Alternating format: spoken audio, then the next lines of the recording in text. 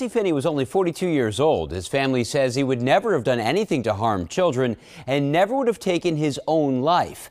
Now they're trying to unravel the mystery behind Jesse's death and to clear his name. He was such a believer in living life to the fullest. Jesse Finney's loves were filmmaking, traveling, and above all else, helping people who didn't have much in the developing world.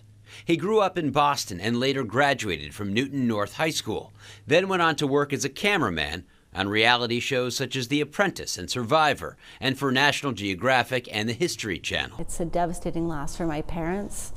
To lose a child is the worst thing that could happen to you. His sister and widow say the 42-year-old was found dead on December 5th, hanging in a Filipino jail cell. What law enforcement in Cebu say was suicide less than 24 hours after he was arrested for child trafficking. They said he killed himself with his own belt, and independently, every one of us who knows Jesse sort of had this eureka moment and said, but he never wore a belt. His family says the Filipino government, known for extrajudicial killings, doesn't have a shred of evidence, and nothing could be further from the truth, that he was a father figure to poor children. I 100% believe that the Philippine police murdered an American humanitarian. About 2 or 3 days after Jesse's death, which is very strange and suspicious, offering a reward of 50,000 pesos to any law enforcement officer who kills a criminal. I will spend the rest of my life making sure that the last thing that is known about him is not that he was some sort of child trafficker who